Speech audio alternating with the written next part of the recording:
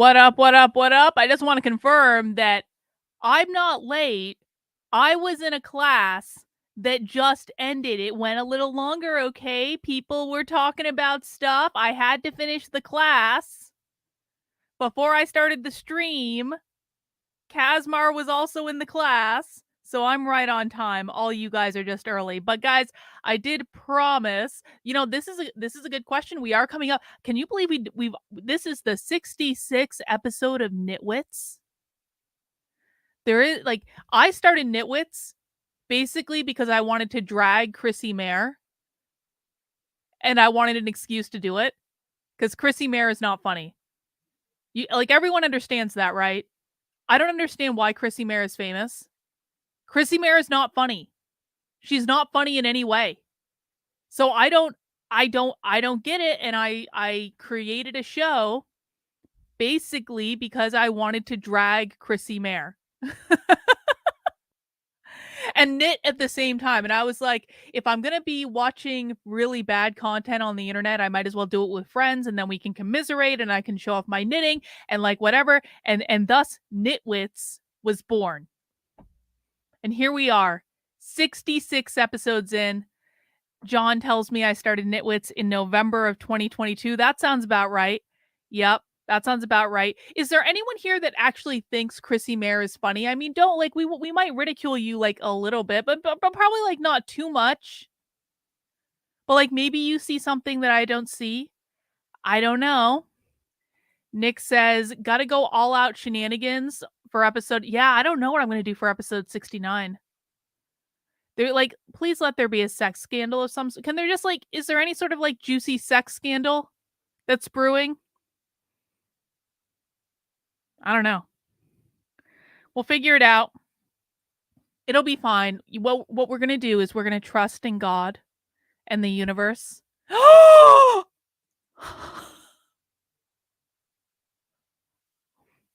See? What was I just saying? Trust in God, trust in the universe. The universe will provide. We will episode number 69 will be the next panty sniffing episode that Hormaxer does.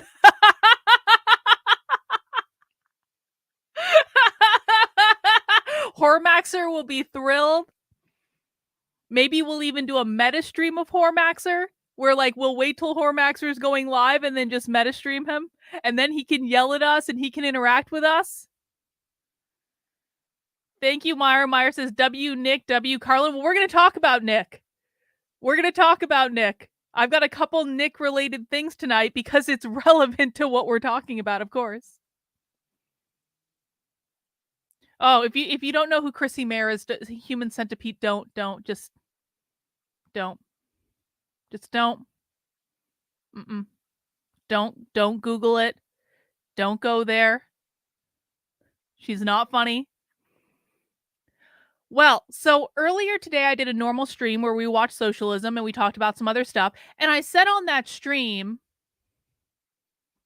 I was like, later tonight, I want to come back and watch this Lauren Chen video. Because I'm going to be I have a really soft spot in my heart for what Lauren Chen is doing, man. I talked a little bit about this on the stream, but I'm going to say it again. I think that what Lauren Chen did is it might seem like a silly thing, right? In terms of literally all she did was host a Twitter space to call out the absurdity of the idea that Christ is king is anti-Semitic. That was mistake number one. And we're going to learn more about why that was mistake number one today. But the next mistake that she made was she allowed Nick Fuentes to speak in that space. And I mentioned this earlier today, but I'll tell the story again just very, very briefly. I have a little bit of experience with what happens when you kind of stick up for Nick Fuentes publicly from the conservative right. And I'm not even a conservative. Not a conservative at all. And I don't really interact with conservatives. I certainly don't have the connections that Lauren Chen does.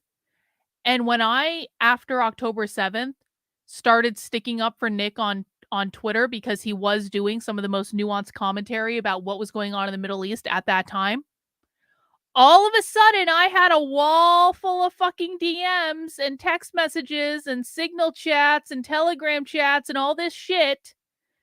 People coming out of the woodworks that I hadn't heard from a while saying, "What the fuck are you doing, Carlin? Why are you talking about Nick Fuentes? Can't you just shut up about Nick Fuentes? Why are you talking about Nick Fuentes? Baby, baby, this is a bad idea. Who do you think you are? He's anti-Semitic. He's this. He's that.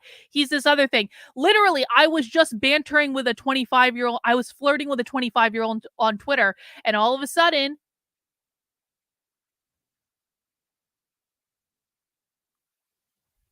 and so I say that because I cannot imagine the rounds and rounds and rounds of grief that Lauren Chen has taken in the last couple of days. Truly and sincerely. I'm really crossing my fingers that she's not going to lose her association with the Blaze because she doesn't deserve to.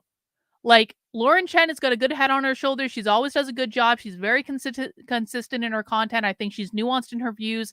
Like, and this has been true for as long as I've known who Lauren Chen is. Lauren Chen is incredibly consistent. She shows up. She's a pleasure to work with. She's really nice. Like, she doesn't engage in a lot of the bullshit that a lot of these other people do. I really I and she knows this. She said this publicly. She said, "You know, just by hosting this Twitter space, I'm going to be blacklisted from the Daily Wire. I'm going to be blacklisted from PragerU." She understands the ramifications of what she did, probably because she was kind of one of the people that was sticking up for Nick after October 7th too, and I'm sure she got some of the blowback then, but I'm sure the blowback then is probably nothing compared to the blowback she's receiving right now. And I have an affinity for this. 'Cause I wrote this here book. Well, I wrote it at the beginning of 2021, but it came out in 2022. You can still pick it up. Actively Unwoke, the ultimate guide for fighting back against the woke insanity in your life. And in my book, in chapter 4, I have the rules for the actively unwoke. It's kind of a play on rules for radicals, and I applied it to fighting back against their bullshit. And rule number 8 is never bend the knee no matter what. What the right is doing right now, and what I'm sure is happening behind the scenes, is that Lauren Chen is getting struggle sessioned over this. I don't know this for sure. I haven't talked to her. I don't want it. I'm positing. I'm hypothesizing about what could be going on. But I would be very, very surprised if Lauren Chen wasn't being struggle sessioned right now. And regardless of where a struggle session comes from, whether it comes from the left or it comes from the right, you never bend the knee to a woke cancel mob. Never. No matter what. Because the minute that you bend the knee to the mob is the minute that the mob controls you. It's the minute the mob knows they can always get you to do what they want you to do. And so it sucks when you're in the middle of a struggle session. It really, really sucks. But the only way through a struggle session or through a cancellation effectively is to walk through the storm. Do not concede anything. Do not bend the knee. Do not, because any admonition that you get, do not treat a struggle session or a cancel mob as though they are acting in good faith, because they are not acting in good faith. The only goal of a struggle session or a cancel mob is to control you. That is it. Do not treat them like reasonable human beings. Reasonable human beings do not engage in struggle sessions. Reasonable human beings do not cancel each other, especially good people like Lauren Chen. So you got to go through the storm. You just got to walk through it. You got to get to the other side. And no matter how much it sucks, no matter how much it hurts, no matter how much you are dying inside, no matter how much the pain will not stop if you give them what they want. And they might try to convince you the pain will stop if you just admit it. Just admit you were wrong, Lauren. Just say you're never going to do it again. Just admit that you were wrong. Just admit that he's being anti-Semitic. Just, we just need to know that Lauren. Like, she might think that the pain is going to stop if she concedes, but that is just the beginning of the pain. The pain is going to get much worse. because once they get you once, they know they can manipulate you again and again and again and again and again and again. They own you. So you got to go through the storm, and you might lose friends, and you might lose jobs, and you might lose relationships. But listen, you can always make new friends. You can always get another job. There are a million ways to make money in the world. I know it's not as easy as snapping your fingers, but that doesn't mean you can't do it. You can do anything you set your mind to. And it's better to stand on your own 2 feet and maybe have to struggle a little bit than it is to bend the knee to a cancel mob and be their slave.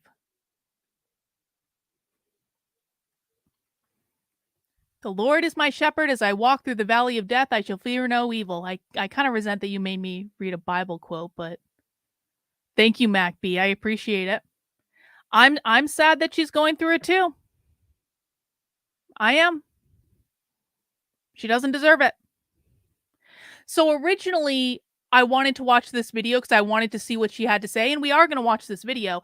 But something rather interesting happened in between the last stream I did and this one. And that's that the Censored Man account on Twitter, which has almost 1 million followers, it's a very large account. The Censored Man on Twitter released some information that, you know, I don't 100%. I don't know that this is true, okay? I want to be very careful. Allegedly, all this information is true. I don't know that this is true. I don't have confirmation. All I have is that the Censored Man on Twitter has put this information on Twitter and has said they have 4 Daily Wire employees as sources.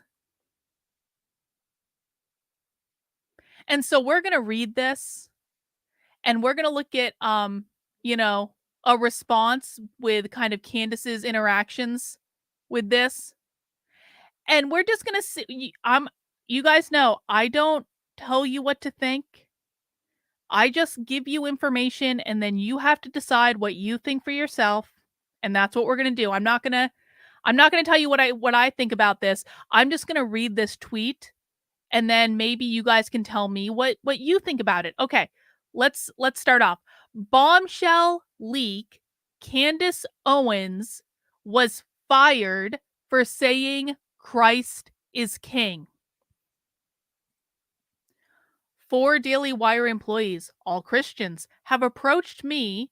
Their identities will remain anonymous for safety reasons, and leaked important information about an impromptu town hall that Jeremy Boring, the CEO of the Daily Wire, hosted the day of Candace's firing. Remember, guys, Jeremy Boring is the guy that in the Twitter space that Lauren Chen did the other day, I got him to flat out say that the Daily Wire will not hire anyone that is critical of Israel. That is the litmus test. It doesn't matter if you are otherwise perfect and overqualified and the next Jordan Peterson and will make the Daily Wire millions and millions of dollars. It doesn't matter. If you are critical of Israel, you do not have a job at the Daily Wire. Jeremy Boring sent an email to all Daily Wire employees inviting them to an impromptu town hall in Candace Owens' studio. The town hall was led by Boring, with Andrew Klavan repeating many of the corporate talking points on his show the next day. And I believe that Andrew Klavan's talking points are what Lauren is reacting to in this video. So we're going to see those. The 4 employees told me that the town hall attempted to brainwash the employees present into believing that Candace was, in fact, an anti-Semite. They view it as an extreme form of damage control to scare and prevent employees from speaking out against against Owens' firing later that day. The feeling was that they didn't just want her gone. They wanted everyone to hate her like Ben does. It was straight up propaganda. These subjects were brought up during the town hall. Candace's repeated use of Christ as King as was deemed anti-Semitic, dating back to November when a meeting with Ben Shapiro was leaked. In the meeting, he badmouthed Owens for not being overtly pro-Israel. A clip of Nick Fuentes chanting Christ is King was played. This expression made Shapiro particularly angry, and since Fuentes was deemed an anti Semite by the ADL, it was used to suggest Owens was an anti Semite by association. A clip from Owens on Fresh and Fit was played, where a ka-ching sound was heard in the background. This was an attempt to associate her with the stereotype that Jews love money. The employees also told me that Ben had been bitter in his attitude towards Candace as her show was outperforming Ben's and was much better received. Some employees are planning a lawsuit against the Daily Wire, feeling intimidated and threatened by the meeting, and also because of what they believe is an attack on Christianity by the company. They felt the phrase Christ is King was seriously deemed to be anti Semitic by Boring, Clavin, and Ben. It was Candace's repeated use of the phrase, along with her not being overtly pro Israel, that ultimately led to her firing. After hearing this, no Christian or anyone with general morals should have a Daily Wire subscription or support the company in any way, shape, or form. It is clear that Christianity is under attack at the Daily Wire, with Christian employees feeling so intimidated that they are actually consulting their lawyers. This is totally unacceptable and must not be supported. Candace Owens did nothing wrong. Of course, those last couple lines were just, pontifications. And then we have Keith Woods as the top comment, saying he's quoting the tweet from above. A clip of Nick Fuentes chanting Christ is King was played. It was used to suggest Owens was an anti Semite by association. Interesting. That might explain this. And then he quote tweets Candace. And Candace is responding to the space. So Candace has listened to the space, which I think we all knew, but okay. Candace responding to the Twitter space that Jeremy Boring was on with us says, it was very clarifying for me to hear Jeremy say that he watches Nick's show often. It made a lot of sense to me. What did I say the day after that Twitter space? What was one of the things that I tweeted the day after that Twitter space? I can go back and find it if people don't believe me, but you can also just look. One of the things that I said about that Twitter space was what we learned is that the Daily Wire is terrified of Nick Fuentes. They are terrified of Nick Fuentes. The fact that Jeremy Boring was on that space to begin with says that they are terrified of Nick Fuentes.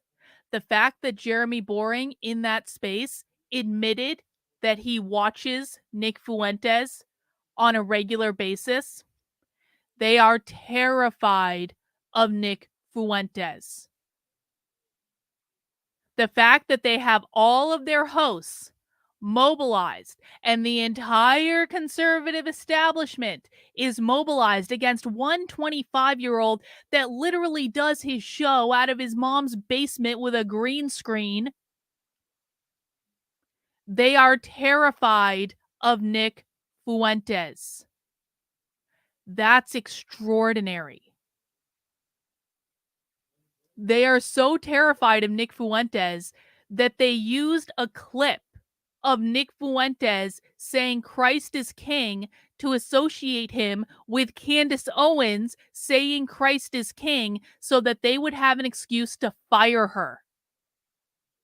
One of their presumably top performing shows. So this wasn't a business decision. This wasn't about money. We all know what this was about. And so it will be really interesting to see if this lawsuit actually materializes and if more information comes out about this. But to be honest, this sounds, as someone who worked in corporate for a while and consulted on these types of things, this, by the way, if the Daily Wire had hired me to be an organizational psychologist, which of course I would never have accepted that job, but I never would have recommended they do this. This was a really bad effing idea. Nope, you do not struggle session your employees. This is always going to backfire on you. And if they had hired, they should have probably hired someone like me to tell them this, because the fact that, well, the alleged fact that 4 Daily Wire employees leaked this information to a Twitter account with almost 1 million followers tells you exactly why you don't struggle session your employees. Don't do that. Bad idea. But good for us, because now we have more information about what's going on, and I like that, and we all like drama. So take it for what you will. Apparently, Candace Owens was literally fired for saying Christ is king. How do the Christians in the chat feel about that? Like, I don't really care either way. I don't, it doesn't make any difference to me. But, like, how do the Christians in the chat feel about that? For real. How do you guys feel about the fact that the Daily Wire is saying that saying Christ is king is anti-Semitic? Let me know your thoughts. In the meantime, oh, just one more thing. By the way, I'm conducting a Twitter poll. Hang on. Answer my Twitter poll. I'm going to put the link in the chat on YouTube and on Rumble. And if you're on Twitter, you can just go to my page and you can find the poll. So I'm running a Twitter poll. I launched it like an hour and a half ago. It already has 600 votes. And the challenge is this, and I want everyone to go vote in this poll. If you have a Twitter account, go vote. I want people to pick one. And neither is not an option. Like, fuck all you people who chose neither in the comments. Man up and make a choice. Think of this as a presidential election. You have to elect one person or group of people, as it were. You have to pick between Nick Fuentes and the Daily Wire. And that's it. Those are the only 2 choices you get. You don't get to choose neither. You have to pick one. Go vote in the poll. Let me know what you picked. I'm on my stock account right now, so I'm not going to cheat. I'm not going to show you guys what the results are. In order to find out the results, you need to go and vote in the poll. All right? Everyone done it? Can I pin this to the chat on No, I guess not on Rumble. That's all right. All right. Let's get into that video from Lauren Chen, because I would actually like to go to bed at some point tonight. God, I haven't gotten anything done this week. Nothing done. I've been gallivanting around with bullshit and drama all week. Okay, everyone, before we get started, please mount the like button. There is a very large disparity on YouTube right now, especially YouTube. I'm looking at you, who has not smashed the like button, who has not mounted the like button. Come on, guys, do something to the like button. High five the like button, put your arm around the like button, hold the like button's hand, give the like button a kiss on the cheek. You can do whatever you want to the like button. I don't really care. I just need you to do something to it, because there is a very large disparity. And I would really like YouTube to, every once in a while, recommend my streams, because I'm really shadow banned, and mounting the like button helps YouTube to do that. If you are not yet subscribed to my channel, please make sure you do so. Subscribe on YouTube, subscribe on Rumble, follow me on Twitter. I stream Monday through Friday at 5 p.m., Saturdays at 6 p.m. Sometimes we do impromptu late night streams, depending on if I feel like it. But please make sure you are subscribed. If you think you are, just double check for me. I would really appreciate it. Bocephus says, like button mounted, and then it kicked me out. Well, sometimes that happens, Bocephus. I appreciate the super chat. Offensive Saint groiped that like button. Groipers don't fornicate. Groypers are going to be platonic friends with the like button. They might go get a coffee with the like button, but that's about it. No fornication allowed, offensive saint. I've got my eye on you.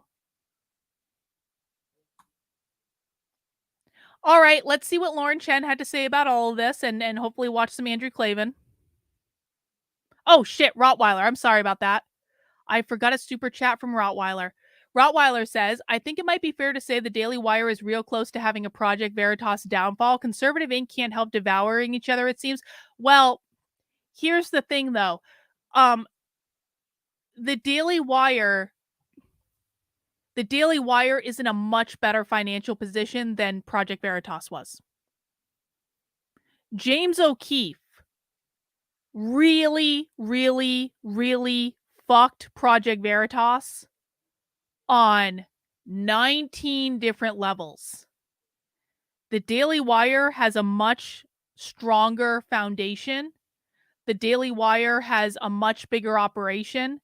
The Daily Wire has a different revenue source. And so I don't think the Daily Wire is anywhere close to where Project Veritas was. But one can only hope. One can only hope. All right, let's see what Lauren Chen had to say. Christians have welcomed me with open arms, except this Christ the King anti-Semitic crowd. Is saying Christ is King, specifically to non-believers, specifically to Jewish people, problematic? Well, I know this may shock some of you, especially those of you who maybe haven't been active on social media, but according to some, including certain people that I otherwise agree with on a lot, the answer actually is yes. And you're probably wondering how that all happened, how we got here to a place where people are being accused of anti-Semitism for saying Christ is King, but let's unpack it all. And by the way, just a little, I suppose, disclaimer, since we are going to be talking about religion and faith, which I think is just inherently polarizing, if nothing else. I am very much the type of person who believes that we can have disagreements, including about religion, and still be friends. And I certainly believe that even though we disagree in one area, that doesn't mean that we can't work together where we do agree. And you guys know, if you watch my videos, I am very quick to tell people when I think they're a bad person, like when I think they're just X, Y, or Z. I'm not a delicate wallflower in that regard, but trust me when I say that even if you come away from this video thinking that I'm wrong and that we very much are on opposite ends of this, that doesn't mean that I think you're a bad person. And so my hope for everyone as we enter this conversation is that we do so with maturity, with an open heart, certainly an open mind, and with the understanding that disagreement is not the same thing as prejudice, as bigotry, and it's certainly not the same thing as hate. All right, so Christ is King, anti-Semitism. Where did this supposed link all begin? As far as I can tell, this actually goes back to November, to the pretty public Twitter disagreement between Candace Owens and Ben Shapiro. And actually, there's a really good Jerusalem Post article that I think does a great job breaking the situation down. And we have more to talk about, but first, I do want to say a big thank you to today's sponsor. Sorry, Lauren, no sponsor. No sponsor. Oh, shit. Then respond. Self never. Too far. Scott falsely circulating Come on. Video. It says Candace Owens tweets Christ is King in tiff with Ben Shapiro. So you guys probably remember that viral video of Ben Shapiro at a private event saying that Candace Owens' behavior in regard to Gaza was disgraceful. Well, apparently shortly after that clip began circulating, Candace posted this. It's a quote from the Bible. It says, "Blessed are the peacemakers, for they shall be called the children of God. Blessed are they which are persecuted for righteousness' sake, for theirs is the kingdom of heaven. Blessed are ye when men shall revile you and persecute you and shall say all manner of evil against you falsely for my sake. No one can serve two masters. Either you will hate the one and love the other, or you will be devoted to the one and despise the other. You cannot serve both God and money." So if you guys remember, Candace got a lot of flack after she posted that. A lot of people were trying to assign specific intent behind that post. Intent, by the way, that Candace herself never clarified or confirmed either way. Ben, as it's explained here, then responded by saying, "Candace, if you feel that taking money from the Daily Wire somehow comes between you and God, by all means quit." Candace then responded, "You have been acting unprofessional and emotionally unhinged for weeks now, and we have all had to sit back and allow it and have all tried to exercise exceeding understanding for your raw emotion, but you cross a certain line when you come for scripture and read yourself into it. I will not tolerate it. To which she then followed up with the now viral Christ is King. Now, people were already calling Candace Owens anti-Semitic, to be clear, but after that little exchange, the accusations, I think, really doubled down. Some people were saying that the fact that she said this Christ is King specifically to Ben, who is Jewish, that in itself was anti-Semitic. It was at the very least a dog whistle. But you know what? A lot of Christians did not see the situation that way. A lot of people saw what Candace was doing, proudly sharing Bible verses and, sticking to her faith, sticking to her convictions in light of people saying all these slanderous things about her. A lot of people actually found that really inspirational, to the point that since then, Christ is King has been trending on Twitter really pretty regularly. That's kind of been going on for months. Well, Nick would have to ask me. So if Nick wants to ask me to come to AFPAC, I guess we'll see. Well, last time I waited for Nick to ask me to do something, he didn't do it. So I don't know. Listen, okay, like here's the deal. Like I for real though, like AFPAC is one of those things where I feel like the Groypers want to be men around each other, and I don't want to be in a man space. If I don't want to disrupt your man time, okay? I also feel like there are enough Groypers that don't like me that I'm not sure I would feel very comfortable at that. I just get called I don't like getting called a fat bitch, man. I'm sorry, I just don't like it. It's like it's I'm not gonna cry about it or anything, but it's just like I don't think I. Why would I go somewhere where like half the people are gonna hate me? And I know I have Groypers that like me, and I know Nick likes me, and that's all cool. But like, why would I go somewhere where so many people are gonna hate me and insult me and like all this stuff? And you guys want man time anyway, and so I don't know. Like whatever. I guess time will tell. If fate chooses to intervene, maybe. If Nick asks me to go, maybe. I don't know. But like, we'll see. Enter the fact that, as I'm sure you guys have all heard, Candace Owens and the Daily Wire have recently ended their relationship. Now, there's been a lot of speculations as to the exact reasons why the two parties are no longer working together, but for the most part, people like Jeremy Boring, who's the CEO of Daily Wire, Ben Shapiro, and Candace herself, they haven't really said much about the subject, but that line of silence, which is understandable, I think when a separation like that happens, it's hard to toe the line and still remain professional, but also transparent. And I think there are other Daily Wire hosts who, frankly, have not been involved in the situation at all, who are probably feeling pressure to come out one way or another, and that's just uncomfortable. And I understand the hesitancy there. I've been in similar positions myself when it's like someone leaves a network and I don't understand why that happened at all, because I wasn't privy to any conversations between them and the network, but it's like I'm still expected to say something, and it's just like, yeah, I don't want to drag anyone else into the situation. However, Andrew Klavan, for better or worse, he decided to dedicate an entire 40-minute segment of his own show to what happened, during which, and I invite you all to watch this segment yourself in its entirety. It's a bit long to go over for this video, but to be clear, Andrew Klavan in that segment does accuse Candace Owens of racial hatred against Jewish people. And he also seemed to imply, even though he denies this on Twitter, but to me it's pretty clear, he seems to imply that the reason why Europe was ever great was because of Judaism and the accomplishments of Jews, and that after World War II, after so many Jews in Europe were killed, that's why Europe has declined. A strange argument, not heard it before. But he also, very interestingly, in that segment, talks about the idea and affirms the idea that yes, Christ is King is being used as an anti-Semitic dog whistle. So this is what we saw in that tweet earlier. Apparently, these were the same talking points that were used in that impromptu meeting with the Daily Wire staff on the day that they fired Candace.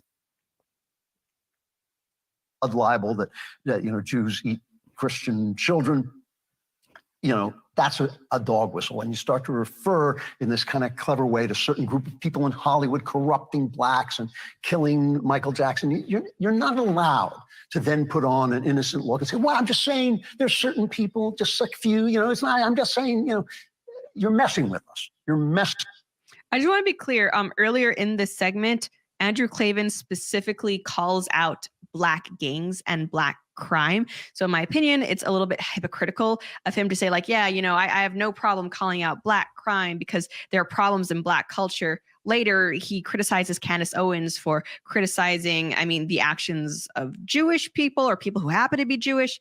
You can't really have things both ways, but in any case. With us, and everyone knows it, and no one is fooled except those people who want to pretend to be fooled because they hate the Jews.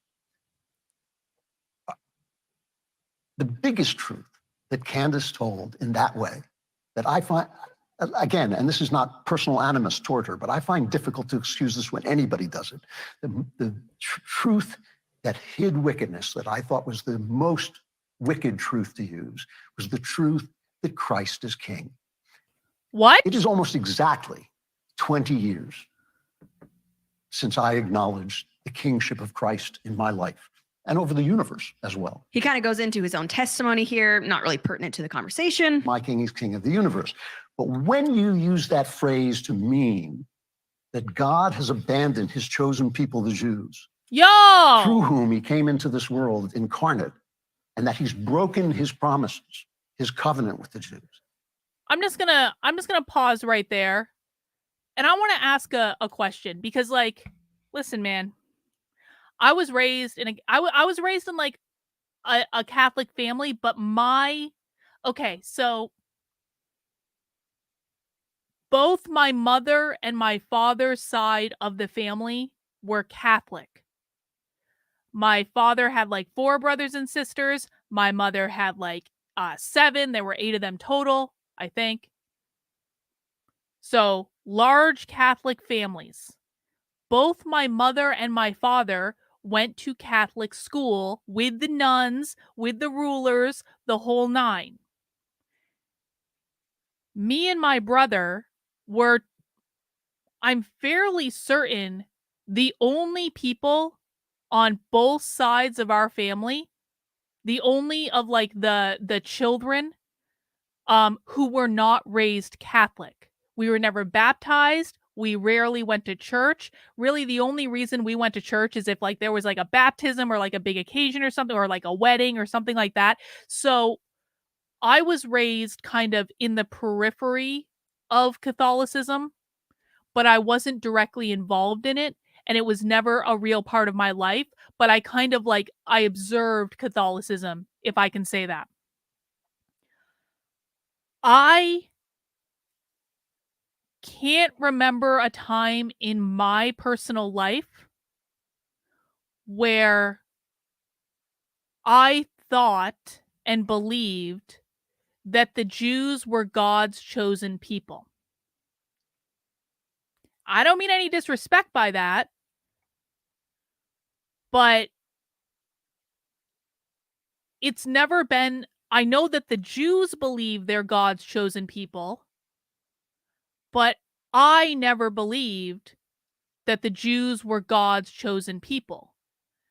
And so it's a little odd for me to listen to someone who, he is Jewish, but he converted to Christianity, to say that the Jews were God's chosen people, because I'm like, and I'm honestly asking, like, do people believe that? Is that something the majority of people believe? Regardless of if you're Jewish or not, like, do people in the chat believe that the Jews are God's chosen people?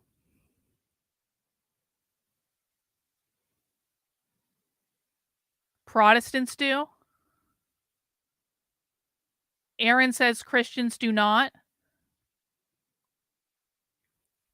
Tough Love says no. Well, yeah, I'm saying that Jews believe it about themselves, but do other people believe it about, and I'm like, I don't care if Jews believe it about themselves, but like, do other people believe that Jews are God's chosen people? Is that like a thing?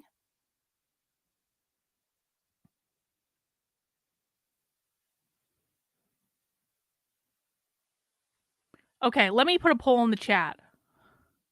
And sorry, I can only do this on YouTube. Are Jews God's chosen people? Yes, no. Start poll. I'm seeing like a mix of answers and I just want to get more concrete numbers. Because that was honestly really jarring for me to hear Andrew Klavan say that, like, as a Christian, he believes the Jews are God's chosen people. I don't understand that. Let me just rewind that again. King of the universe.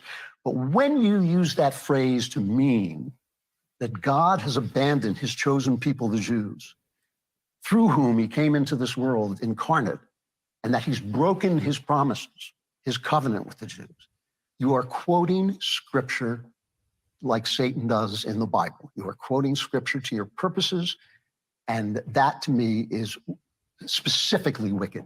So what Andrew Klavan is arguing is that if you do not believe the Jews are God's chosen people, you are anti-Semitic. You guys heard that, right? That is the implication of what Andrew Klavan is arguing. He's saying that if you question at all that the Jews are God's chosen people, that is a profound declaration of anti-Semitism. Am I wrong?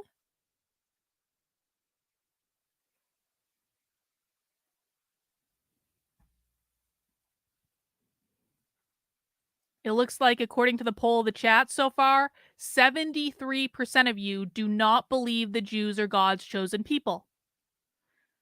And 26% of you do. I mean, listen, like, if people want to be offended that I say the Jews are not God's chosen people, like, I'm very sorry, but like, the Jews are like, I'm not calling for the Jews to be fucking eradicated. I'm just saying, guess what, Jews? You are no more valuable than anyone else. You're no more chosen. You're just like the rest of us. You're just like the rest of us. Like, this is not anti-Semitic. It is not anti-Semitic to say you are not superior to everyone else.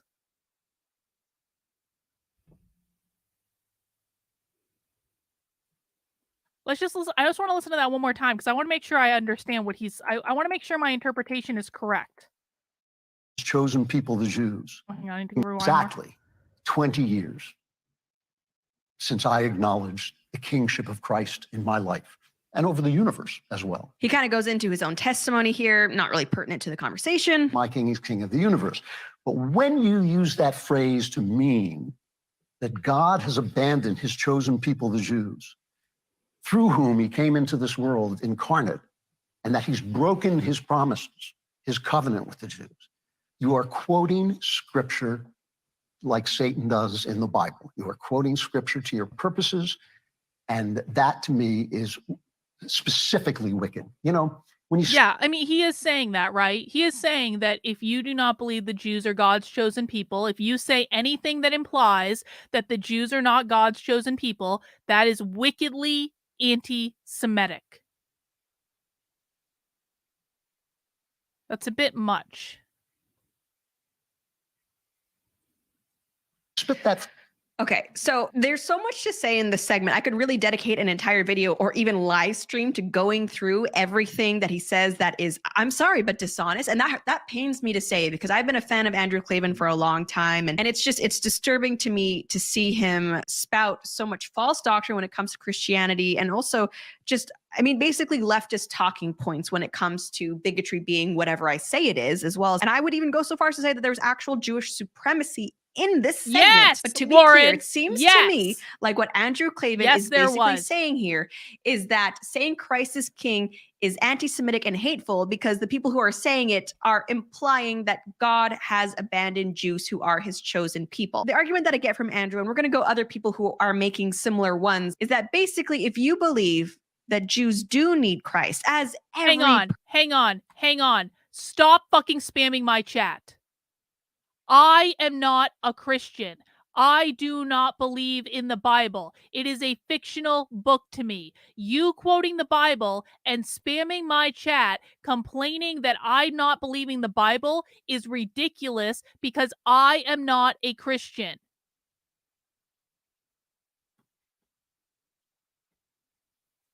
person on this planet does, and you choose to say Christ is king, to remind them that they currently do not accept Christ, that is innately anti-Semitic. By the way, I mean, I don't intend this video to be like apologetics or a discussion of Christian theology. I want to focus more on like the social issues here. But I just want to say real quick, so people understand my position, that yes, the Jews were chosen by God for a specific purpose, to bring forth the Messiah, which they did do. But when it comes to being God's chosen people or God's people, I think it's pretty obvious that someone cannot reject Christ, reject God, but also claim to be of him. And it is a biblical fact that no one can come to the Father save through the Son. And Christianity, thank goodness, I think is the most egalitarian religion out there when it comes to racial issues. There is no slave, no free man, nor Jew, nor Greek, because we are all one in Jesus Christ, and we all need Jesus Christ. For some reason, Andrew Klavan has taken the approach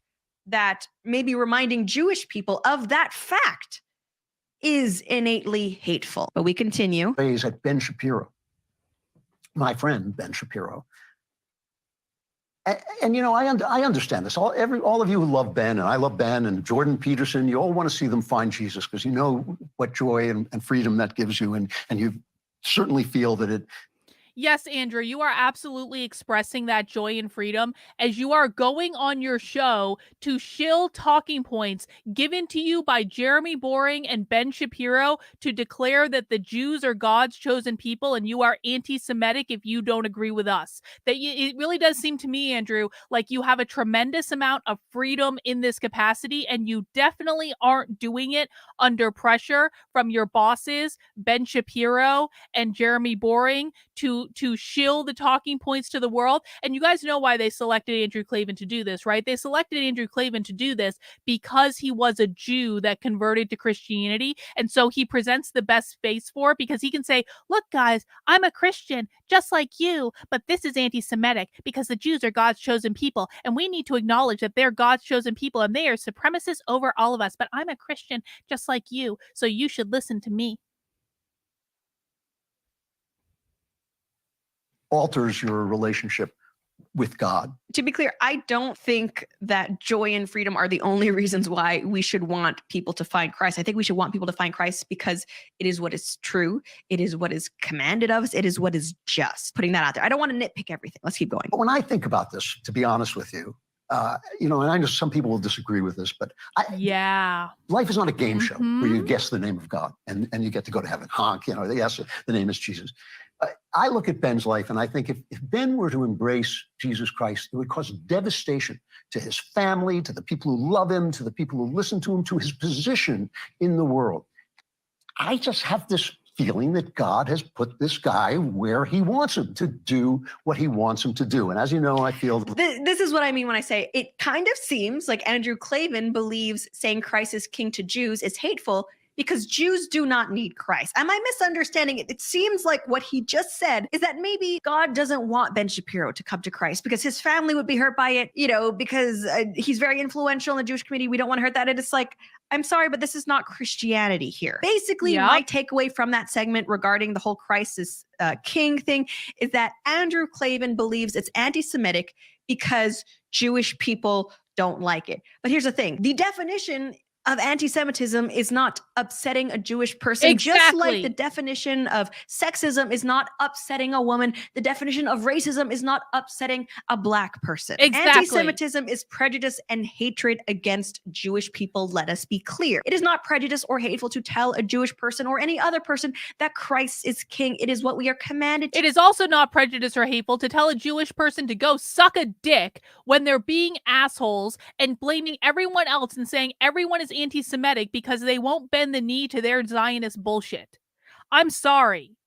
Like, it is not anti-Semitic to disagree with a Jewish person. It is not anti-Semitic to offend a Jewish person. This is nuts.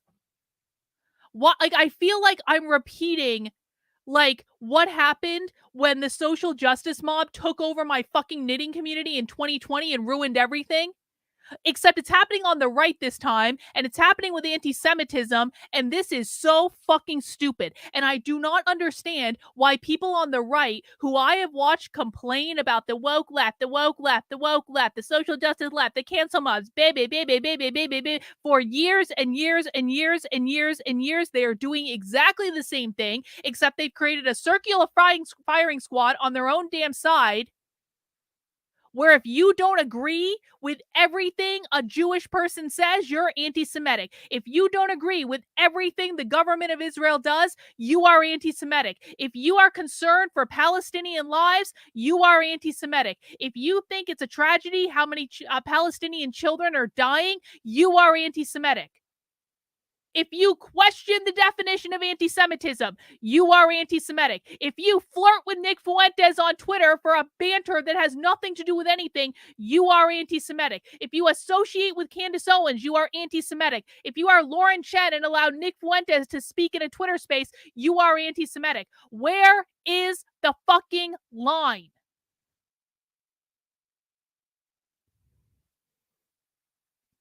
When are people going to start speaking up? And by the way, you don't need to like Nick Fuentes. You don't need to support Nick Fuentes. You don't need to do anything surrounding Nick Fuentes at all. You can just leave him alone. But like, when are people going to start speaking up and saying, this is not anti-Semitism? I personally do not give a flying F if people are Jewish. I don't give a flying F. Up until October 7th, I didn't give a flying F what Israel did about anything. I never cared. And then all of a sudden, because I disagree with a campaign that is obviously and clearly a land grab in Gaza, I'm an anti-Semite, and I'm going to be, I literally got compared to Hitler on Twitter the other day. I'm literally getting compared to Ava Braun because I won't denounce Nick Fuentes when I don't think he's done anything wrong. The entire fucking woke right and the Zionist right is struggle sessioning anyone that doesn't fucking agree with them. And I just don't know how we can take any of these people seriously anymore. We can't take anyone at the Daily Wire seriously. We absolutely cannot take PragerU seriously. Fuck those assholes. We can't take James Lindsay seriously. We can't take anyone that is reading about this and saying Christ is king is anti-Semitic. You can't take any of those people seriously. That is not a serious position. And how you feel about Nick Fuentes has nothing to do with that. You can fucking hate Nick Fuentes and at the same time say it is not anti-Semitic to disagree with Ben Shapiro.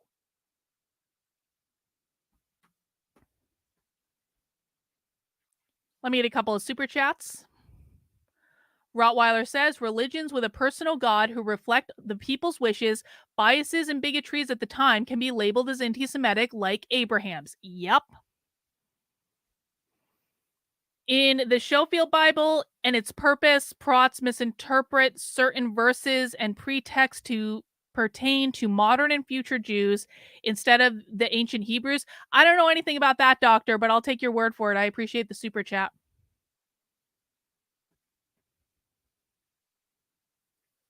It looks like that poll at the top of the chat is holding strong, where 73% of you do not believe that Jews are God's chosen people. To do as Christians. Now, this brings us to the very fiery discourse that's been happening around the issue on X. So I want to bring you through some tweets by Joel Berry, who's with the Babylon Bee. He is Christian, and he is also of the camp that saying Christ is king can be anti-Semitic. As you can see here, posting people burning fiery agony in hell, he captions the image, but we said Christ is king on the internet. To be clear, I don't think merely saying Christ is king without believing it with full conviction gives anybody salvation or redemption or anything like that. But hang on. Mac B says, Andrew might as well say, if you're not part of the chosen people, you're going to hell. Yeah, exactly. Exactly. All right, guys, if you're enjoying the show so far, please do make sure you mount the like button for me. This is particularly important on YouTube. I need everyone watching on YouTube right now. If you enjoyed the whole rant I just did, and keep in mind, I'm inevitably going to get canceled as a raging anti-Semite for the rant I just did. So the least you guys can do for me doing that rant is by mounting the like button on YouTube. I would really appreciate it. You can also subscribe to the channel if you have not already. Also, make sure you're subscribed on Rumble and on X, whatever platform you're watching on. All right, let's keep going. But Joel says here, yes, Christ is king. He's my king. I tremble at the thought. But it would also be great if we didn't allow the precious name of our holy savior to become a Nazi-coded catchphrase for Nick Fuentes' army of dorks. This is what I'm not seeing here. A Nazi-coded catchphrase. What is the catchphrase code for? Is it code for the fact that Jews do not believe in Christ? Because that's not Nazism. That's just a fact that is true. Is it a code for we think Jews are bad? I'm sorry, I don't see enough evidence of that, or any evidence of it at all. Certainly not from Candace Owens. Now, I'm not saying that, there's no random accounts probably out there with like 5 followers who will say like F, this group, curse word, slur, crisis king, finish it off with that to troll. I'm sure that happens. But when I see social media posts proclaiming Christ as king, that is not the majority. It's not even the plurality of what I am seeing. Here tweeted this post by a person named Abby Libby. Black Lives Matter is an obviously true statement, which is nevertheless code for be less white and burn everything down. Is it code for that? I thought the problem with Black Lives Matter is that they... As someone who literally broke the Coke Be Less White story, because that shit came from me, I don't agree with that interpretation of it at all. I do not agree that the Coke Be Less White story is the same thing as saying Christ is king. No. Were actually an organization, not just a movement, but a specific organization that was trying to push communism. But it says Christ is king is an entirely true statement that is currently being used by a few bad actors to taunt and condemn Jews who they hate and blame for all of the ills of the world. They will answer for this to Christ the king. Okay, here's the thing that I don't think people making this argument understand.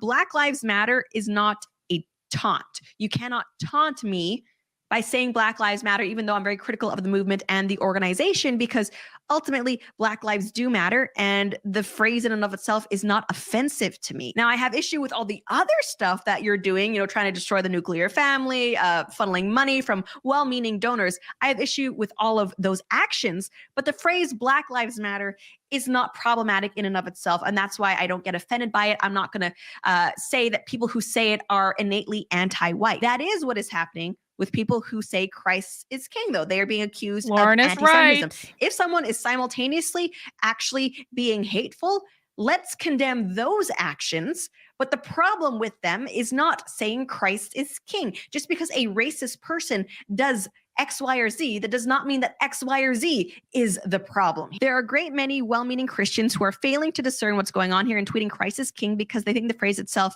and the truth of it have been declared anti-Semitic and off limits. This is deeply untrue. Please stop listening to the bad actors trying to frame their hatred as piety and those calling out their unbiblical behavior as persecutors. Joel Berry says, are you saying Christ isn't king? Are you saying Black lives don't matter? Same devilish tactic used by the godless revolutionaries. Where are all the... Wait, hang on. Are you fucking shitting me? Joel Berry says, are you saying Christ is king? Are you saying Christ isn't king? Are you saying Black lives don't matter? Same devilish tactic used by the godless revolutionaries on the far left and the far right. Take a look. Bro. For those who don't know me, you might be new to me because you found me via drama.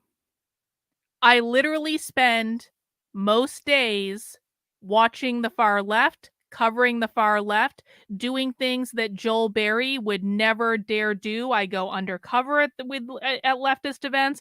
I do all sorts of stuff.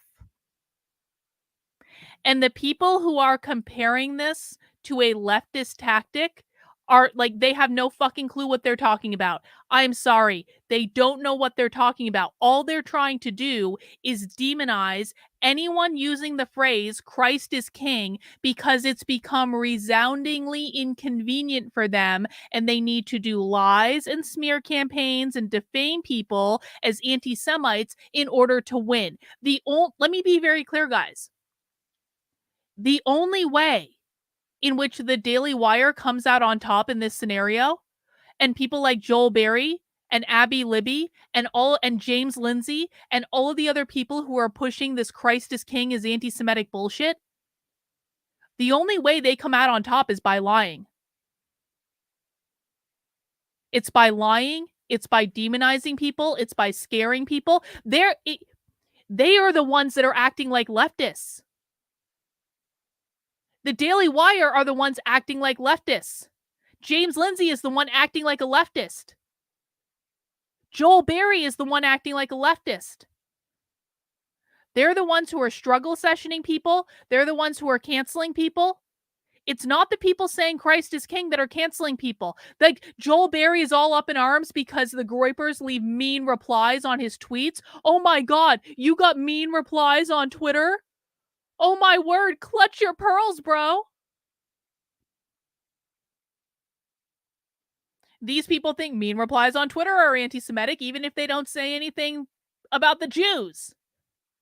But them canceling people is okay. Them defaming people is okay. Them lying about people is okay. Them spreading smear campaigns about people is okay. Them taking things out of context and twisting it to mean something it didn't mean is okay. Them firing Candace Owens over bullshit is okay. Them bringing the entire Daily Wire staff into Candace Owens' studio to struggle session to make them hate Candace Owens.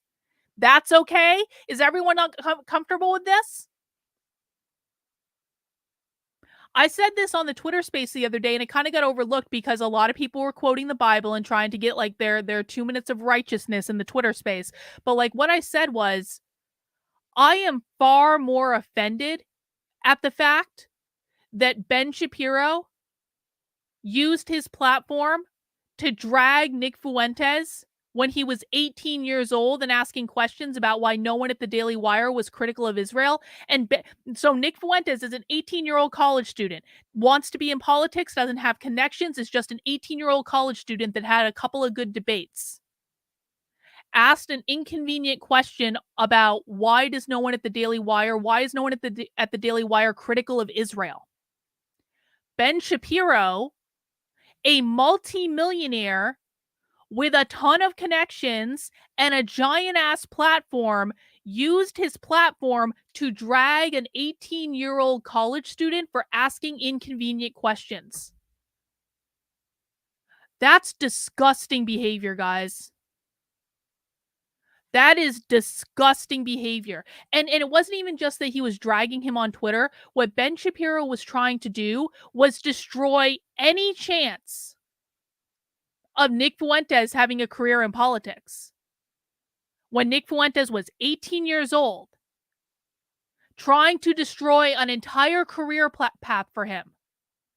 That's disgusting behavior. Why aren't we outraged about that? Why is no one ever outraged at the people who are committing cancel culture in the first place? Those are the people who are perpetuating this bullshit. And I'm not saying that because they're Jewish, because that, of course, would be anti-Semitic, because we can't criticize a Jewish person. We can't disagree with a Jewish person. We can't do anything in relation to it. It's kind of like, isn't it kind of like when the left told us that we couldn't disagree with Black people, otherwise we were racist? So I'm not saying that we should be disgusted at them because they're Jewish. That would be anti-Semitic. I'm saying we should be disgusted at them over their behavior. It is their behavior that is the problem. If Ben Shapiro had never used his platform as a multimillionaire to drag an 18-year-old college student and destroy any chance he had of a career in politics, I wouldn't be able to call out the behavior. If the Daily Wire hadn't fired Candace Owens for saying Christ is king and then struggle sessioned their entire staff, I wouldn't be calling out that behavior. If Joel Berry wasn't wasn't completely disingenuously saying that saying Christ is king is anti-Semitic and comparing it to a leftist struggle session, I would not be calling out his behavior. This has nothing to do with being Jewish. Has nothing to do with any identity group. It has to do with how you're showing up in the world and how you're treating people. And I think it's very clear who is running the cancel mob on the conservative right. On the far left and far right, take a truth, turn it into a mantra, use it as a cloak for evil. But what is the cloak for evil that saying Christ is king is trying to cover up? Is it trying to convert Jewish people? Because that's not evil. That's actually what we should be doing, because Jews, like everyone, once more, must come to Christ. Their knees will bow. We all need Christ. And then we have Seth Dillon, who I think is the owner of the Babylon Bee. Yeah, he says not everyone is hiding what they mean by it very well in terms of Christ is king. This one account says, Christ is king, clearly some nasty things said to whoever he was replying to that I don't. So that right there, the "you nasty Jew" part, that's anti-Semitic. We can all agree on this. We can agree that saying "you nasty Jew" is anti-Semitic. Fine, I agree. But the problematic part of that statement is not Christ is king. It's "you nasty Jew." That is anti-Semitism. Don't do that shit. And listen, man, I'm going to be the first to say that there is a really toxic element on the dissident right that does this shit. There absolutely is. There 100% is. But I'll tell you this, I've been connected to this space in one way or another for like 3 years now. There are a lot worse groups out there than Nick Fuentes and the Groypers. There are significantly more toxic, more anti-Semitic groups on the dissident right than Nick Fuentes and the Groypers. I don't agree with a lot of stuff that comes out of Nick's mouth. I think Nick makes some dumb decisions. But I also watch Nick's actual shows, not the clips that are done out of context on Twitter to smear him. I don't watch him all the time because Nick streams really late at night, because he does. But I do. I keep up every once in a while. I watch his full shows. Nick doesn't tell anyone to hate anyone. He doesn't tell people to hate the Jews. And if you think he does, provide a clip, mother effer. Provide a clip of Nick saying hate the Jews. Because he doesn't do it. He doesn't tell anyone to hate anyone.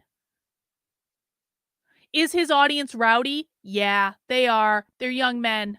Young men are going to be rowdy. But I have seen far worse things on the dissident right from groups that have nothing to do with Nick Fuentes. And it is entirely possible that there is some overlap between those groups and Nick's audience. But I don't think you can blame Nick for the fact that there are other toxic people on the internet. And making him responsible for every single person on the dissident right is just fucking unreasonable. The guy does an internet show from his mom's basement on a green screen.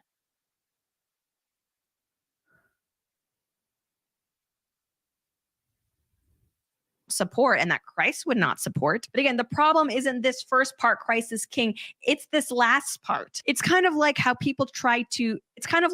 certain leftists try to demonize milk as being like racist or white supremacist, just because white supremacists like to drink milk. It's like, no, the milk is not the problem here, and white supremacists can drink it. It doesn't affect the milk itself. People being hateful and then also saying Christ is king does not change the meaning, the good news that Christ is king. And I also want to point out here, it seems to me that the people who think that saying Christ is king to Jews is anti-Semitic, and the people who don't think that Jews have the same need to come to Christ or same relationship with Christ that other people do. It's basically a circle. Okay, Andrew Clavin, first example of that. Joel Berry, another example of that here. Christ's kingship, he says, does not hang on the number of bros who declare it on X. I agree. There are, however, souls in the balance, including Jews who might believe in and receive Christ. I don't want to stand before God with their blood on my hands. Blood on their what? Because I vainly use his name to scorn lost souls and shut the kingdom of heaven in their faces. Christ is king. That declaration is not a condemnation. It is an invitation. It is literally the good news. And guess what? Even if someone says it with bad intent, the good news shared with bad intent is still good news. And what's kind of ironic is that despite his tweets, it seems like Joel Berry in a way also understands this, because he says, I love that the internet spent Palm Sunday talking about the phrase Christ is king. There was disagreement on the how, when, and who of saying it, but there was no disagreement on whether it's true, because it is, and we all know it. Pretty cool. Yes, exactly. Look, I believe that, Christ is king, whether we proclaim it on Twitter or not. But simultaneously, I think there does need to be a revival of Christian fervor, of Christian consciousness. And I've seen people say, don't turn Christ is king into some mantra or rallying cry, but it's like, why not? Because it should be a rallying cry to proclaim the gospel, to stand and be proud and bold in your Christian faith. What better rallying cry could there be for Christians? And you know what? To that end, look here, Christ is king is trending in the United States with 114,000 posts. Amen. Hallelujah. I mean, like, for people who are saying that this is not useful, this is needlessly alienating, there is an actual genuine Christian sentiment behind this. You are wrong. I'm sorry, but you are wrong. And we can disagree with it. Doesn't mean I hate you. But I feel like for some Christians, and this has been true for a long time, the fear of offending, the fear of alienating is stronger than the desire to stand firm in the faith. And I say that as someone who I'm not much of an evangelist. It's not a strength that I have, but it's like, shouldn't Christ as king be a call to action for Christians, an affirmation for Christians? I think by their fruits you shall know them. Okay, Christ is king, trending on Twitter, 114,000 posts. Okay, 114,000 posts. Who knows how many millions of people saw that message? We also, interestingly enough, even have Muslims proclaiming that Christ is king. Andrew Tate. Yep. As a Muslim, it warms my heart to see the resurgence of spirited Christian declarations. Christ is king. And I pray Christianity regains its strength and protects its societies against the pervasive and constant erosion of morality by the devotees of Satan. It says, if you accept everything, you stand for nothing. We also have Sneeko, another Muslim, proclaiming Christ is king. And by the way, guys, if you're not familiar with Islam, Jesus is considered a holy man and a prophet in Islam, probably second only to Muhammad. Mary is probably the most respected woman in the Quran. I'm not saying that, Muslims are Christians. There are theological differences there, but still, if this proclamation is uniting us in the very least that Christ is king, and we can kind of perhaps even reach Muslims further with the idea that Christ is not only king, but divine. This is just so many wins, right, with this message. But strangely enough, the people who don't like Christ as king, they see the fact that now even Muslims are proclaiming it, not as a sign, as a symbol of how it is true and how the message is working. No, but that also somehow means it's bad. I'm not even kidding. It boggles the mind. Here, Abby Libby, who, from what I can see, just has really bad takes. Muslims are saying really Christ is bad king tonight, takes. not because they would ever bow to Jesus as God. They do disagree that Jesus is God. That is a real theological difference with Muslims. I will, not hide that fact. But instead of understanding the commonalities that Islam does have with— Listen, man, I'll say this too. Like, people know I don't ascribe to an Abrahamic religion. I'm a generalized spiritualist. I've learned from spiritual teachers all over the world. In my belief system, Christ is an ascended master. I love doing Christ consciousness meditations.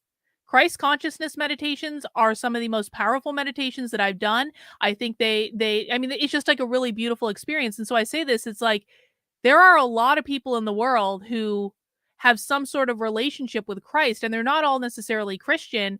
And I'm honestly really surprised that there aren't more people speaking up, like really like offended by this idea that saying Christ is king is hateful, and that, like, why aren't people more disgusted at these assholes who are trying to twist this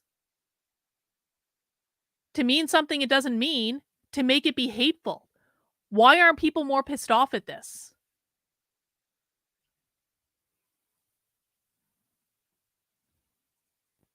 Christianity in regard to venerating Jesus. No, according to Abby Libby, it's also the Muslims being anti-Semitic. So everything now about the proclamation of Jesus, whether it's from Christians or Muslims, it's just we are tied together not in our shared love of Christ, but in our hatred of Jews. According to Abby Libby, it says they recognize that right now it's code for F the Jews, wake up Christians. Violation of Commandment 3 has gone viral on X. Crazy, absolutely crazy. And by the way, this is how I know, frankly, that a lot of the people who are slamming Christ as King, they aren't actually genuinely concerned about, oh, how are we best going to bring people to Christianity? Because if they were, they would see Muslims proclaiming Christ as King and be excited about it because, hey, we could bring them. That's exactly right. That's exactly right. Massage Chair Wellness Inc., thank you for the super chat. Religious wars cannot be won. Some wars ongoing for literally thousands of years. One of the most extraordinary things about America is we've learned to practice our religions freely. I mean, like, I've never seen the point in trying to proselytize to people. I've never seen the point in trying to convert people. I believe that people are going to find God in the way that is best for them, in the way that it needs to show up in their life to, resonate with their heart and whatever. This whole thing of like demanding that people adhere to your belief system or even to coddle you. I'm ridiculed for my spiritual beliefs like all the time. I don't whine about it on Twitter half as much as Joel Berry is. If you're confident in your beliefs, you don't need other people to agree with you. I believe that what I believe is the real deal. I do not ascribe to Christianity. I do not ascribe to Judaism. I do not ascribe to Islam. I do not ascribe to any of the Abrahamic religions. I don't hate the people who do. I'm not going to try to convert the people who do. But if they say, Carlin, you have crazy beliefs, like you're crazy, right? Like you're really crazy. You know you're crazy, right? Like I'm like, okay, like whatever. Your non-belief in what I believe doesn't change anything for me. Because I'm confident in what my faith is. That's what faith is. Billy Graham, famous preacher, said Jesus was for everyone. I mean, listen, like, you can't deny, even as a non-Christian, I've actually read the Bible probably more than most Christians have. You can't deny the beauty in Jesus is in Jesus' teachings. You can't deny it.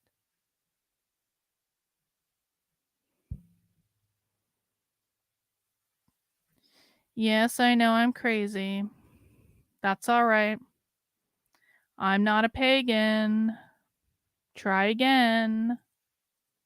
Over to Christ. But no, instead, let's be clear, this is very much about not offending the sensibilities of Jewish people. And you know who makes that very clear? None other than the Daily Wire CEO, Jeremy Boring. He wrote this long post on the issue, How is saying Christ is King anti-Semitic? The same way anything becomes anti-Semitic when it is used for the purpose of expressing anti-Semitism. Interesting. It's like asking, how does a shovel become a murder weapon when it is used to murder someone? This isn't hard. A shovel is not innately a murder weapon. Saying Christ is King is not innately anti-Semitic. At least we got that there. It's all about how a thing is used. Saying eat some cornbread is not racist if I say it to my 3-year-old when she's refusing her dinner. If I start saying it as a response to X post by Black commentators I don't like, it is taken on a meaning beyond what is innate. It says, in other words, it is connotatively racist, not denotatively racist. Okay, but there's a difference there. Saying eat some cornbread to a Black person is racist because it assumes the false statement that all Black people eat cornbread. Okay, saying Christ is King to a Jewish person is not anti-Semitic because Christ is King. That is a statement of fact that is true for everybody, Jew or non-Jew. And I'll even go so far as to say, saying it specifically to a Jewish person because they are Jewish is also not anti-Semitic because it is not anti-Semitic to proclaim Christ's kingship to a non-believer. That's not bad faith. That's not hateful. That is evangelism, which Christians are called to do. He says, so too, Christ as King may be anti-Semitic in connotation while not in denotation when it is being used to express anti-Semitism. Again, what exactly is the anti-Semitism here? Let's go back to the idea of the shovel. Okay, a shovel is not innately a murder weapon, but it's bad when you use a shovel to hit somebody. They've been slapped in the face with a shovel. That's a bad thing. If I say Christ is King to a Jewish person, regardless of the intent behind it, what is the outcome? That a Jewish person has heard that Christ is King? This is what does not make sense. If someone is so offended by the idea that Christ is King that it can be used as a cudgel against them, then that seems like a them problem because offense is always taken, not given. Okay, he says, when did this become so? It has always been so. It has always been potentially anti-Semitic to tell a Jewish person Christ is king. Is it so? Yes, innately. So he says it's not innately anti-Semitic, but then he kind of pivots on that. I don't know. He says, additionally, saying Christ is king for an evil purpose, like using it as a weapon to express your hatred or disdain for Jews, is a grave sin. Okay, I disagree that it's being used to express hatred or disdain for Jews. I think some people are specifically saying it to Jews because they do not accept that Christ is king, but that does not equate to hatred of Jews. It is the recognition that Judaism and Christianity are separate and distinct religions, and that people who subscribe to Judaism, like anyone who subscribes to a non-Christian religion, they are in need of Christ. He says it plainly violates the third commandment. Thou shalt not carry forth the name of the Lord thy God in vain. I disagree that using, saying Christ is king to a non-believer, specifically because they are a non-believer, is using the Lord's name in vain. He says, surely if I rape and murder someone like Hamas did, and all the while I shout at them, Christ is king or God is great, we would agree that I've committed 3 grievous sins, not 2. Rape, yes. Murder, yes. But also implicating God in the first 2 crimes. Okay, but what crimes are people implicating God in when they say Christ is king to a Jew? Like, if there's actual anti-Semitic posts going on, like, the one highlighted, oh, you nasty Jew, let's talk about that and condemn that specifically. Exactly. I see people who are literally just saying Christ is king. Okay, that's not a crime. That's not anti-Semitic. And by the way, as Lizzie Marbach, who I think is great, I recommend you give her a follow. As she also pointed out, this has nothing to do with Groypers. Like the idea that, oh, Christ is king, it's about anti-Semitism. It's not about Nick Fuentes. It's not about Candace Owens. It's not about Groypers. It is about undermining Christianity. As she points out, people have been trying to paint Christ supremacy as anti-Semitic for months now. Okay, remember, Lizzie Marbach is the person who said that there is no hope for any of us outside of having faith in Jesus Christ alone. Max Miller, okay, says this is one of the most bigoted tweets I've ever seen. Delete it. Okay, you've gone too far. Taylor Marshall said, I'm praying that Ben Shapiro finds faith in the only true king of the Jews, our Lord Jesus Christ. Bethany Mendel, apparently that's anti-Semitism. The real issue that people have here isn't anti-Semitism, actual hatred or bigotry of Jews. It's Christians realizing that Jews, like anyone else, need Christ, and that also that we as Christians should be bold in our faith. And this brings us to, and I'm going to finish off this video. It's been a while. This is a long one, I know, with a tweet from Candace Owens that I think is so bang on, but she's being smeared because of it, of course. She says, the reason why some people believe that with enough insistence they can convince American Christians that the basic truth, Christ is king, is actually anti-Semitic, is because they have been successfully spiking the ball on Christianity for the past 60 years. Truth. Inch by pretending to be our friends and making us fearful of having the media project us as overzealous is how they have scored so many wins. It's how mocking Christ has become commonplace in Hollywood. Yes, absolutely. For everyone who says, oh, this is actually making Christianity less popular, less appealing, I just want to remind you that as Christians have become more quiet about their faith, they've become more sensitive to sharing the gospel and proclaiming truths like Christ is king, Christianity has dwindled. It has not grown. So I am deeply searching for all the people out there who have been brought to Christ through Christian Tibbenness. Where are they? I want to know. And I brought this point up on Twitter, actually. For all of the times that Christians are told to sit down with their faith, don't share it, don't be bold, don't offend. You know who don't care about that? Muslims. When was the last time you heard a Muslim say, oh, I don't want to talk about, the Prophet Muhammad, peace be upon him, because I don't want to offend anyone. I'm not going to talk about the supremacy of the Quran because I don't want to step on any toes. Guess who wins the most converts every single year? And it's not even close.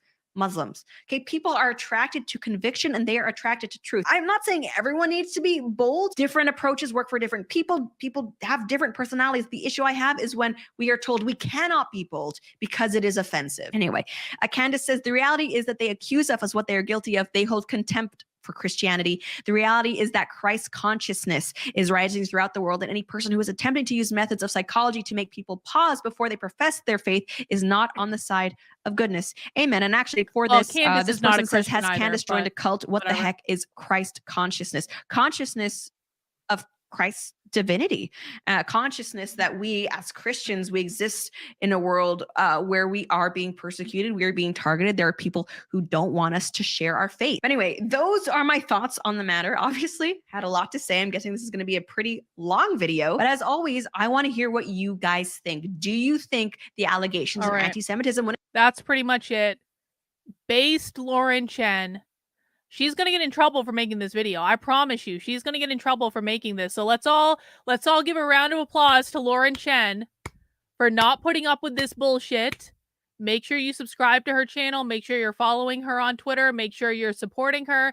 Like I said, I've always thought Lauren had a good head on her shoulders. But I want to say this, and this is something she didn't talk about, but I think that it's important to add on.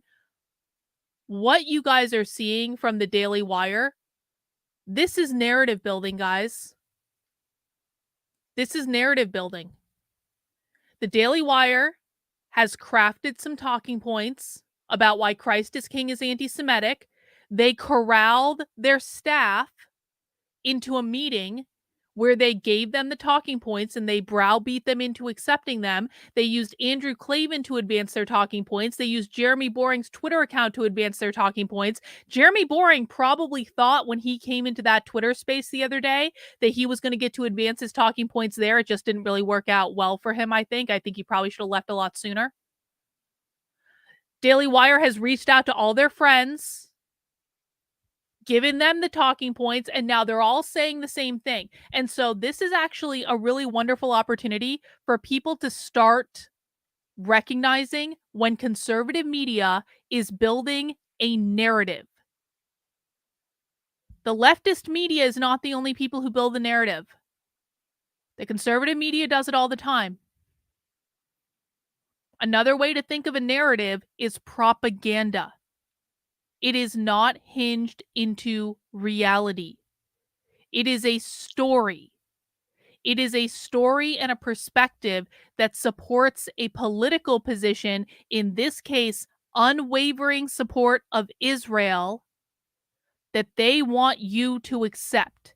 And the only thing you're going to hear from all of the people who are involved in building this narrative is that Christ is King is anti-Semitic. They support the Daily Wire. They're going to all be advancing the same talking points.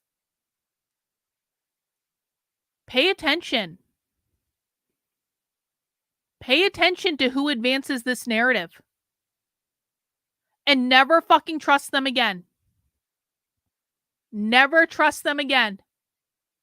If they are advancing a political narrative over this,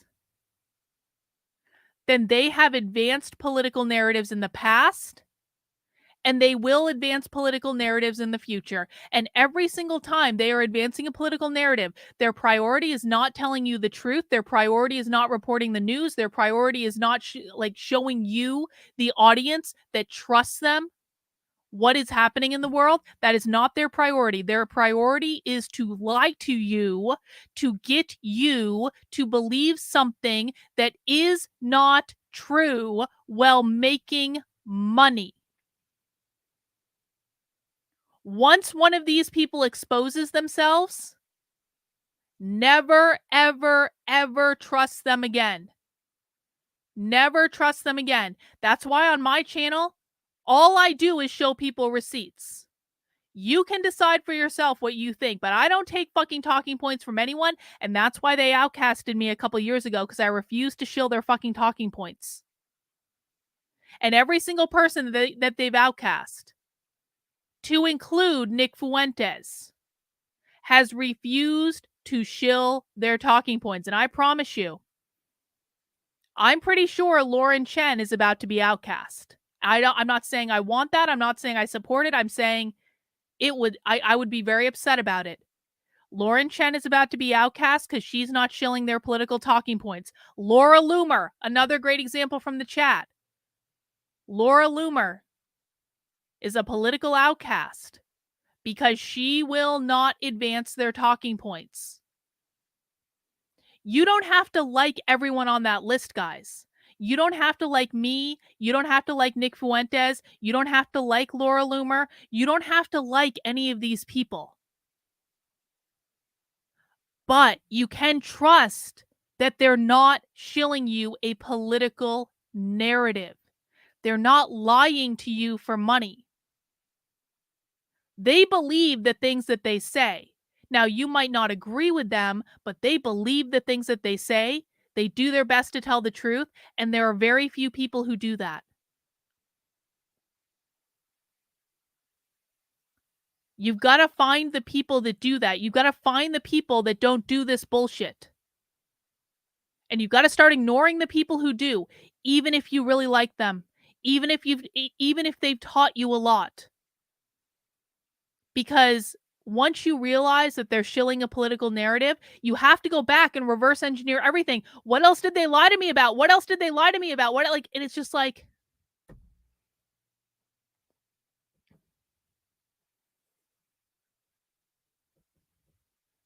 so upsetting. But this is the reality of what the game is. Rhino over on Rumble, thank you for the Rumble rant. Great show. Christ is King. Yeah.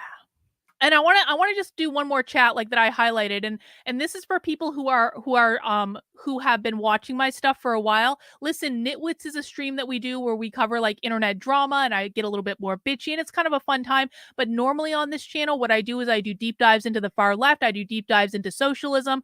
I explain the woke ideology. I break it down. I report original independent journalism and undercover journalism that you won't find anywhere else. And so, Dog Whistle Daniel, who is new to the channel, and I want to give people who watch my channel specifically, a chance to like answer this question. I'm not going to answer this question, guys. The chat is going to answer this question. You're not going to hear this from me. For people who have been watching me for a while, what is your favorite thing about my work and my channel? So that we can convince the new people here to stick around. Let me know in the chat, what is your favorite thing about my work and my channel?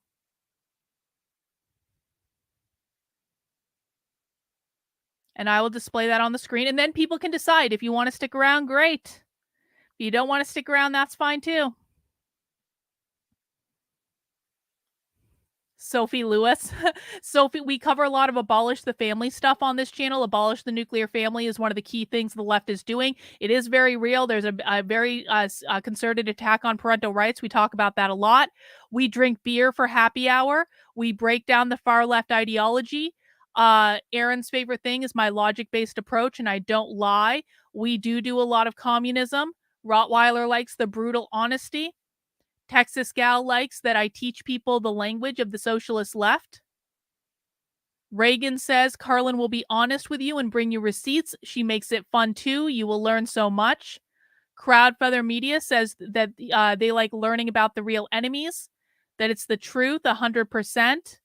Kaiwan says it's a real investigative journalism reporting from a libertarian point of view, that it's the truth, that I give primary source evidence for everything I say. You guys will never have to take my word for it. I will never be one of those people who's like, pinky swear, trust me, bro. I will show you primary source evidence for everything. Primary source evidence and infiltrations. We go inside live leftist training so you can see what leftists are saying for themselves. The infiltrations. We do Socialism Saturdays on Saturdays at 6 p.m. where we watch real far left socialists. Carlin delivers the truth with receipts. Thank you, Maria. I appreciate it. Actually exposing the left beyond what the mainstream spews in our face. Yup. I do shit jobs that no one else does. Truth, man. Truth. Truth. John says it's insightful and full of wisdom. It's a variety of stuff, and I'm funny. I try to be funny. I try my very best. Sin says she likes to know what socialists are doing, but I also occasionally do mindfulness stuff. The truth. I don't take shit from anyone. You always share the truth, even when you know that your audience might disagree with you. And there have been many times that people have disagreed with me, and I almost always end up being right in the long run. Alex says you tell us the truth, the whole truth, in all its pain and glory. The chat, my chat is the best fucking chat on the internet. Because I curate my chat. I don't allow nonsense, okay? Everyone is welcome here. Don't be a dick. No whining. My chat is the best. Yes, and Joshua's amazing innocence. Carlin always navigates social dramas the most accurately. Truth. Truth. Pretty good at being neutral and fair. You break down the systems of Marxism deeper than I've seen anyone do. Modern day Yuri Bezmenov. Truth. Come for the salt and tea, stay for the nuanced takes. The realest shit around, no bullshit. Oh, and our collective anti-Semitism. Yes, of course. We're all anti-Semites now. Our favorite thing is learning the language so I can understand the far left. I don't feel alone listening to you. You're very logical. I appreciate that. Nitwits, tarot reading, the schools, the undercover work, the motherly personality. Well, I guess so. Sometimes people get yelled at by me, but secretly they like being yelled at by me. Nick says Carlin loves teaching people what the socialists do and doing undercover work exposing socialism at the source. Spy streams, calling people retards, that's important. The diversity of the ideas, etc. Anyway, thank you guys for saying nice things in the chat. I appreciate it. So that's what you're going to get if you stick around my channel, guys. That's what you're going to get. We're going to do happy hour tomorrow at 5 p.m. Eastern time. Happy hour is when we drink some beer and we watch a woke training and we talk about it. We're probably going to do a queer training tomorrow. So if you've never seen a queer training, come, you guys, if you guys think that DEI has been eradicated and has gone away because you heard it on conservative Twitter, come watch the training I'm going to show you tomorrow, because it's what's done in the real world. What you see on Twitter, the bullshit from the influencers, is not real. I will show you what they're teaching in the real world. Anyway, we're going to do that tomorrow at 5 p.m. Please do mount the like button for me. Make sure you're subscribed on whatever platform you're watching on. I appreciate everyone coming out tonight. It's now past midnight, so I'm going to go run along. Take care, guys. Have a good one. We'll see you tomorrow.